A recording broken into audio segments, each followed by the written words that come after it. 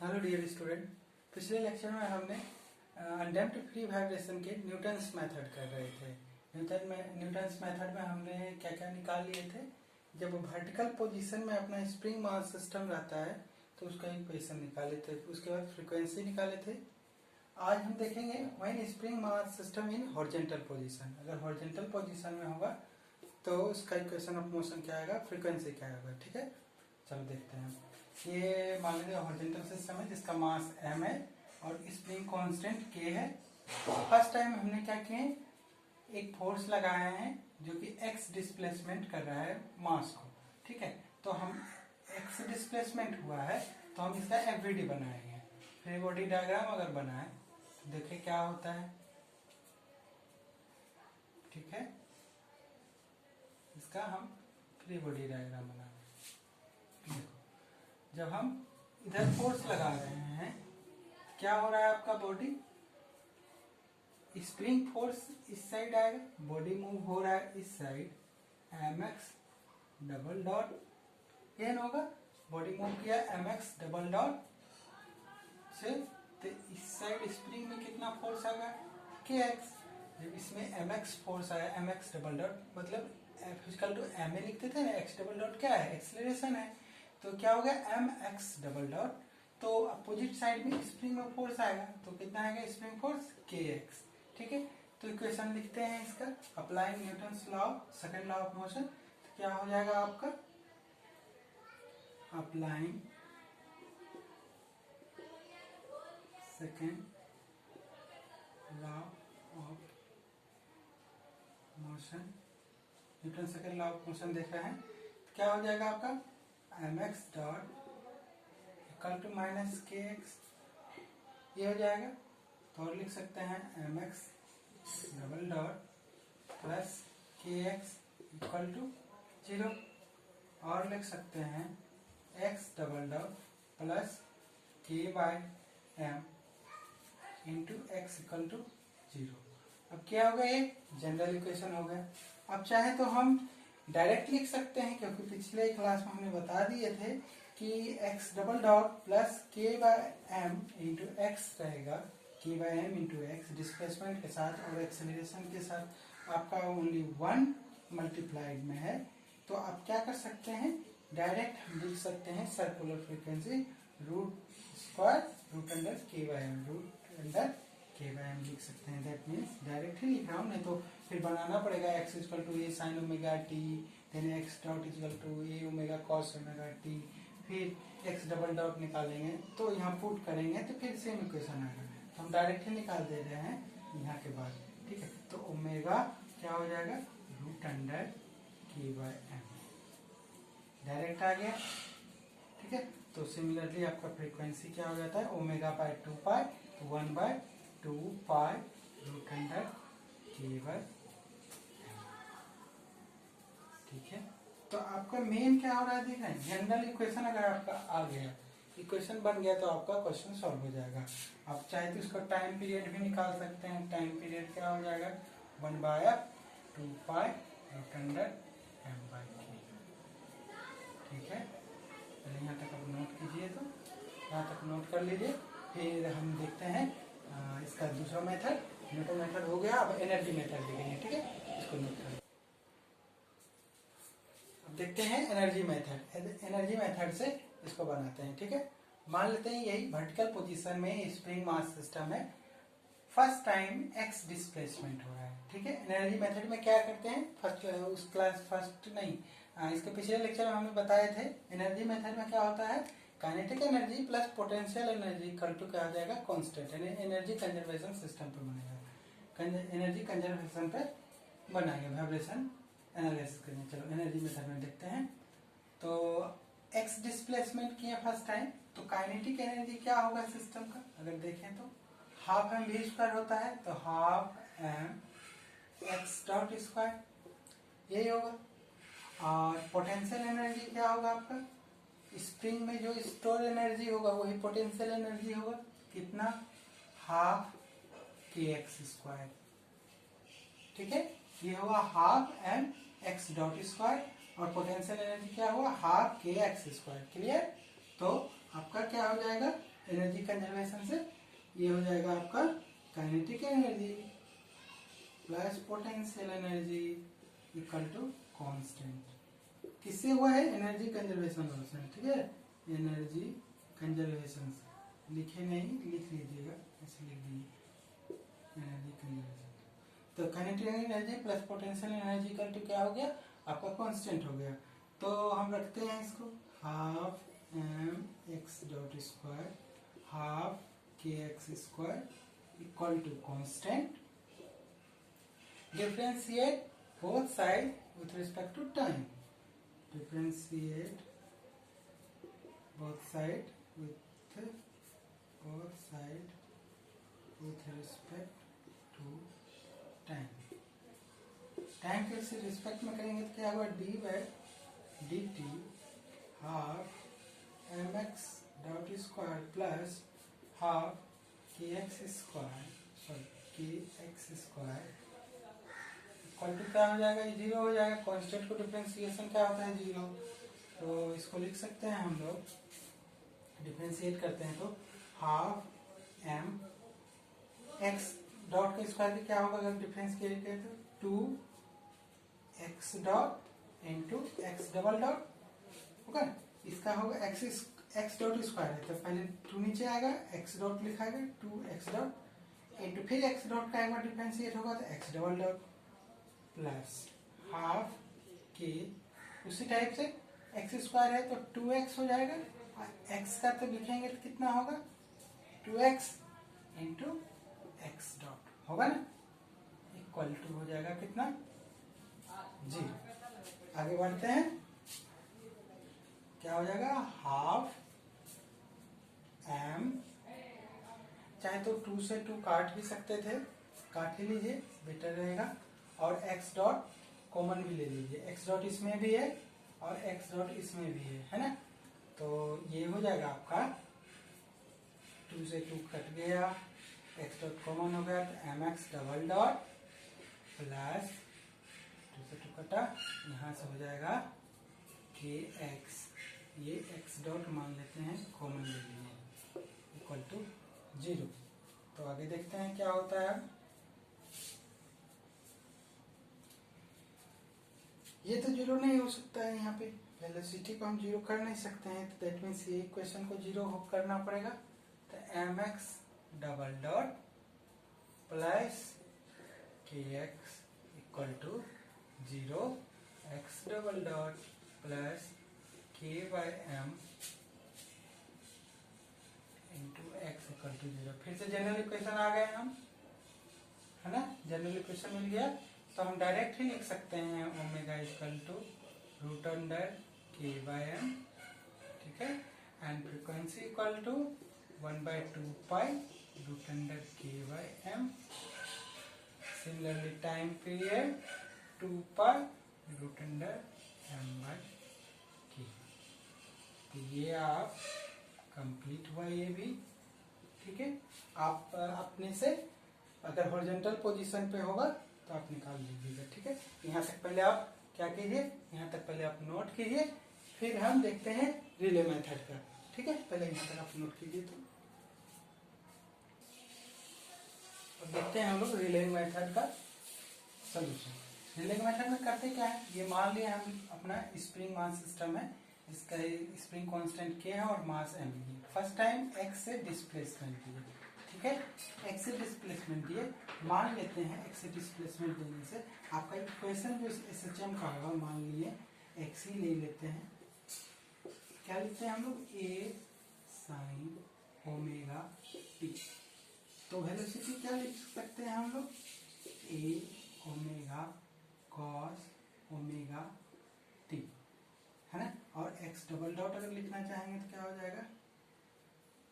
Minus A omega square sine omega t, ये हो जाएगा।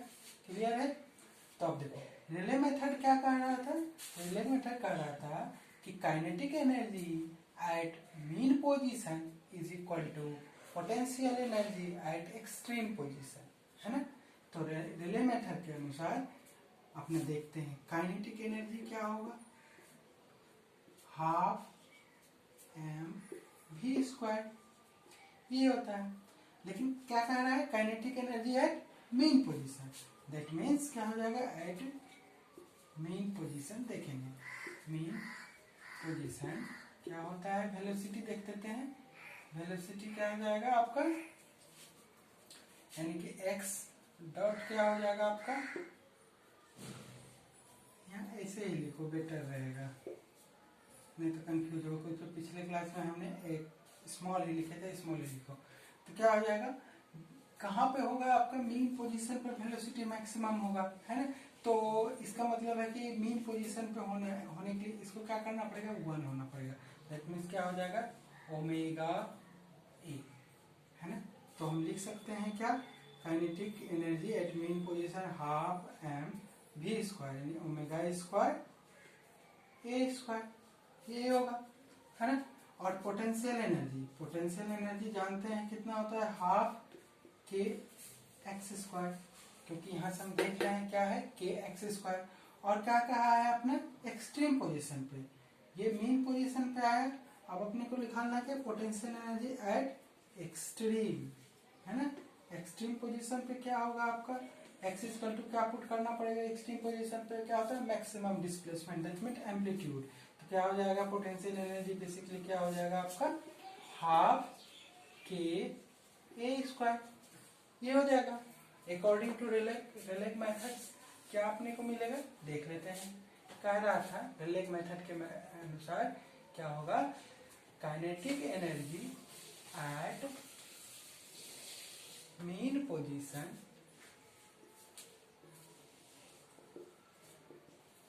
Equal to potential energy at extreme position, है ना, ये था ना। तो देख लेते हैं काइनेटिक एनर्जी कितना आया, half m omega square a square, half m omega square a square equal to extreme position पर कितना है, हाफ के ए स्क्वायर। देखते हैं क्या काटा, ये कट गया, ये भी कट गया, बचा का ओमेगा स्क्वायर इक्वल टू के बाय एम। तो ओमेगा इक्वल टू क्या होगा, root under k by m, ठीक है। आप चाहें तो फ्रीक्वेंसी सेम जैसे निकालते थे, ओमेगा बाय 2 पाई, तो 1/2 pi root under k by m, and time period similarly 2 pi root under m by, ठीक है। तो ये तीनों मेथड हो गया आपका, इसको नोट कर लें आप। ये तीनों मेथड कंप्लीट हुआ आपका। न्यूटन्स मेथड में क्या करते हैं हम लोग, न्यूटन्स मेथड में मोशन लॉ लगाते हैं, है ना, सेकेंड लॉ ऑफ मोशन लगाते हैं न्यूटन्स का। और दूसरा एनर्जी मेथड में क्या करते हैं, कंजर्वेशन लॉ ऑफ एनर्जी लगाते हैं। तो उससे अपना क्या होता है, आपका एनर्जी मेथड से इक्वेशन ऑफ मोशन निकलता है। और रिलेग मेथड में क्या करते हैं, kinetic energy at mean position equal to potential energy at extreme position करते हैं, है ना। तो अपना क्या हो गया, इक्वेशन ऑफ मोशन भी आ गया, प्लस फ्रीक्वेंसी भी आ गया, और टाइम पीरियड भी आ गया, ठीक है। तो आप एक जगह तीनों मेथड को लिख लीजिएगा, एक बार फिर से अपने से सॉल्व करके देखिएगा, ठीक है। क्योंकि इसी में ये तीनों मेथड यूज करके हम प्रॉब्लम को सॉल्व करेंगे। तो मैक्सिमम यूज जो करते हैं हम लोग न्यूटन मेथड का करते हैं, नहीं तो एनर्जी मेथड का यूज करके बनाते हैं प्रॉब्लम, ठीक है। तो यहाँ तक पहले नोट कीजिए। एक और सॉल्व करेंगे क्वेश्चन, जब स्प्रिंग का मास भी अगर लेंगे, मानते हैं स्प्रिंग का भी कुछ मास होगा, तो अपना कितना फ्रीक्वेंसी और टाइम पीरियड आएगा, उसके बारे में थोड़ा देखते हैं। क्योंकि अभी जो ले रहे थे स्प्रिंग को क्या ले रहे थे, नेग्लिजिबल वेट ले रहे थे, ठीक है। पहले आप यहाँ तक नोट कीजिए, फिर उसको देखते हैं। अब देखते हैं effect of the mass of spring on natural frequency of the system. अब हम क्या किए हैं, स्प्रिंग का मास भी कंसीडर कर लिए हैं, तो नेचुरल फ्रीक्वेंसी पर क्या इफेक्ट होगा उसको देखते हैं, ठीक है। मान लिए स्प्रिंग का लेंथ L है और स्प्रिंग कांस्टेंट K है, जो मास अटैच किया उसका मास M है, और मान लिए फर्स्ट टाइम x डिस्प्लेसमेंट दे रहे हैं स्प्रिंग मास सिस्टम में, ठीक है। तो इस देखें मास का अगर काइनेटिक एनर्जी मास के द्वारा कितना होगा, काइनेटिक एनर्जी अगर देखें तो कितना होगा आपका मास का, हाफ mv², ये होगा। और पोटेंशियल एनर्जी कितना होगा, हाफ kx²।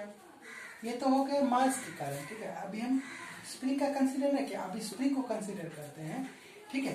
देखो x डॉट वेलोसिटी क्या हो रहा है, जब x डिस्प्लेसमेंट दिए है मास में तब, तो अगर x डॉट मास का वेलोसिटी हो रहा है तो हम कंसीडर कर रहे हैं इंड पोजीशन, जहां अटैच किए हैं ना स्प्रिंग, वहां से मान लिया y डिस्टेंस के बाद छोटे से एक पार्टिकल लिए हैं स्प्रिंग का, उसका क्या वेलोसिटी होगा वो निकालते हैं, ठीक है। देखो क्या कैसे निकाल सकते हैं, वो स्मॉल पोर्शन का लेट मान लेते हैं हम, let the velocity of spring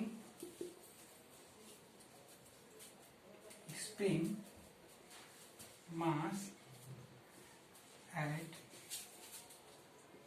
y distance from है ये, from in पोजीशन या अटैच पोजीशन भी लिख सकते हो, इन पोजीशन, ठीक है। देखते हैं कितना आया। चलो एल लेंथ था, कितना वेलोसिटी था, एक्स। एल लेंथ था, कितना वेलोसिटी था, एक्स डॉट, है ना। तो वाई लेंथ रहता है, कितना वेलोसिटी होता है, वाई लेंथ के बाद x dot by l into y, ये होता है ना, x dot by l into y, ये वेलोसिटी होता है ना। तो और अगर हम मान लेते हैं इसका जो है रो, इसमें हम मान लेते हैं लेफ्ट, रो जो है स्प्रिंग मास सिस्टम का, यूनिट मास सिस्टम का ले रहे हैं, spring mass of spring unit length, ठीक है। यूनिट लेंथ के ले रहे हैं रेव रो इक्वल टू, ठीक है। तो आप देखते हैं कितना आता है, इसके कारण आपका काइनेटिक एनर्जी क्या हो जाएगा आपका, हाफ रो dy। अगर हम यूनिट लेंथ के लिए रो, तो dy लेंथ के लिए कितना होगा, dy इंटू रो, है ना, इंटू ये मास हो गया, वेलोसिटी कितना है आपका, x dot by l into y, ये वेलोसिटी है, इसका स्क्वायर हो गया, ठीक है। आप इसको थोड़ा सा सॉल्व कर लेते हैं, हाफ रो एक्स डॉट का square by l square into y square d y, ये होगा ना। तो टोटल देखा जाए तो कितना काइनेटिक एनर्जी हो जा रहा है आपका, इस साइड बना दे रहा हूं, ठीक है। तो काइनेटिक एनर्जी क्या क्या हो रहा है देखते हैं। एक तो आपका ये आ रहा है हाफ एम वी स्क्वायर, ये आ रहा है। और दूसरा काइनेटिक एनर्जी क्या आ रहा है, plus half rho x dot का square by l square into y square d y. अब देखो ये तो टोटल काइनेटिक एनर्जी हुआ, लेकिन क्या है सिर्फ स्प्रिंग के वाई डिस्टेंस के लिए, फुल लेंथ के लिए नहीं निकाले, हमने क्या लिखा है, वाई डिस्टेंस के लिए निकाले हैं। अगर फुल लेंथ का निकालना होगा तो क्या होगा, इंटीग्रेशन करना पड़ेगा अपने को, है ना। तो फुल हो जाएगा टोटल काइनेटिक एनर्जी, टोटल निकालना होगा तो क्या करना पड़ेगा, हाफ एम एक्स डॉट का square plus half rho x dot square by l square integration 0 से एल तक वाई स्क्वायर डी वाई, यही होगा, ठीक है। तो हाफ आपका हो जाएगा हाफ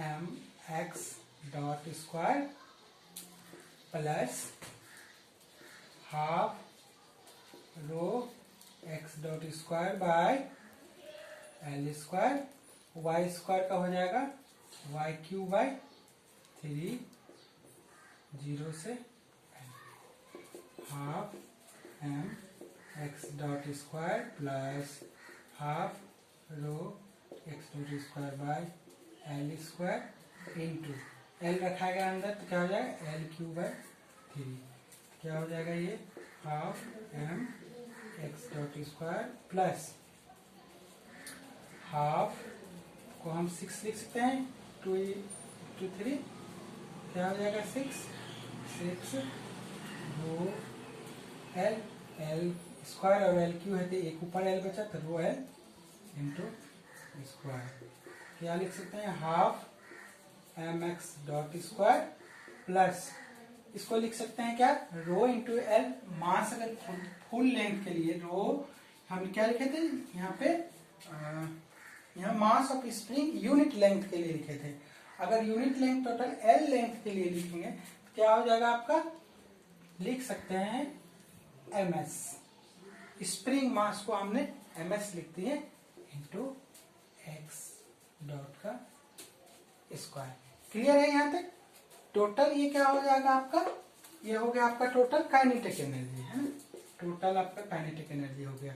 अब क्या होगा एनर्जी कंजर्वेशन लगाएंगे, total kinetic energy plus potential energy equal to constant.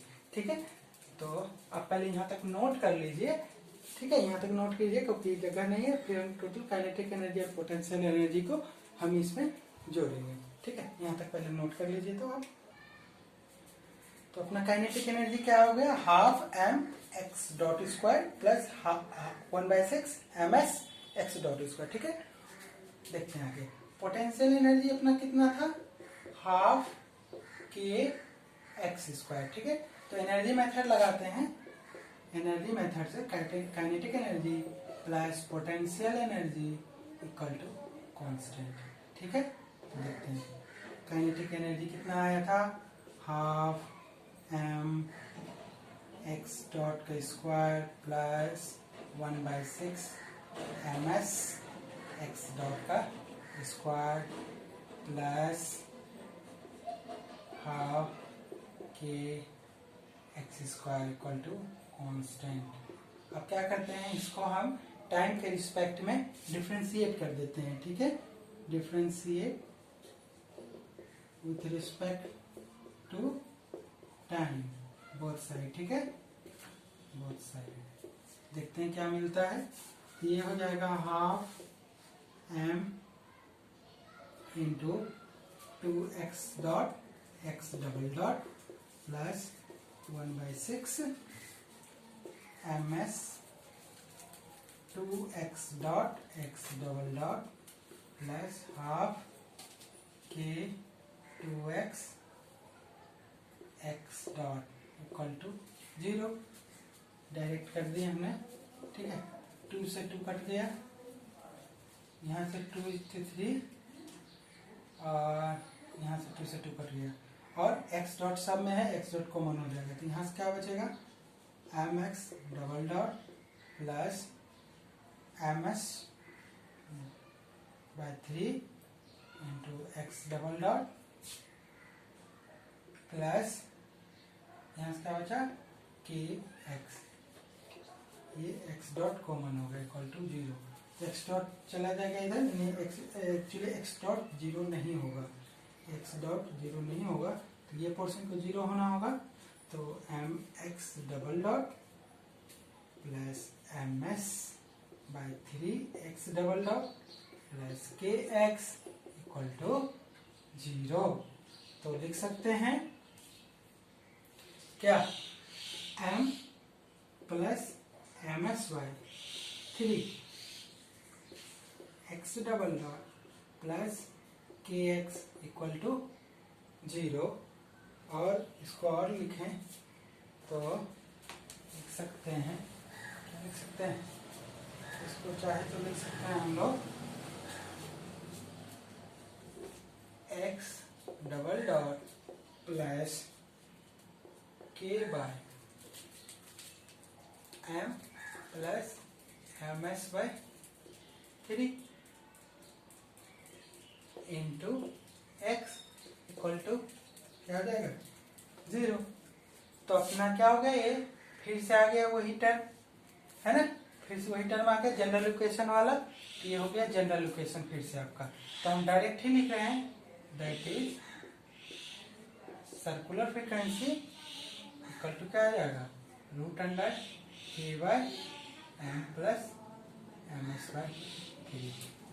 ठीक है, और चाहे तो फ्रीक्वेंसी निकाल लें 1/2 पाई, ओमेगा बाय 2 पाई होता है ना, तो 1/2 pi root under k by m plus m s by 3। Similarly time period 2 pi root under m plus m s by 3 divided by 3। ठीक है, यहाँ तक आप नोट कर लीजिए और अब मिलते हैं नेक्स्ट लेक्चर में। ठीक है, यहाँ तक पहले आप नोट कर लीजिए, कोई डाउट्स आप कमेंट्स में लिखें। अब नेक्स्ट लेक्चर में हम क्या करेंगे, सिंपल पेंडुलम का इसी टाइप से फ्रीक्वेंसी निकालेंगे। ठीक है, सिंपल पेंडुलम का निकालेंगे, प्लस अगर यू ट्यूब है, अगर उसमें आपका लिक्विड या हो सकता है आपका मरकरी, कोई भी चीज अगर है तो उसका फ्रीक्वेंसी निकालेंगे, उसका टाइम पीरियड निकालेंगे। ठीक है, तो आप यहाँ तक आप नोट कर लीजिए। नेक्स्ट लेक्चर में मिलते हैं, आप इसको सब्सक्राइब करें और फ्रेंड सर्कल में शेयर करें। ठीक है, थैंक यू, नेक्स्ट लेक्चर में मिलते हैं।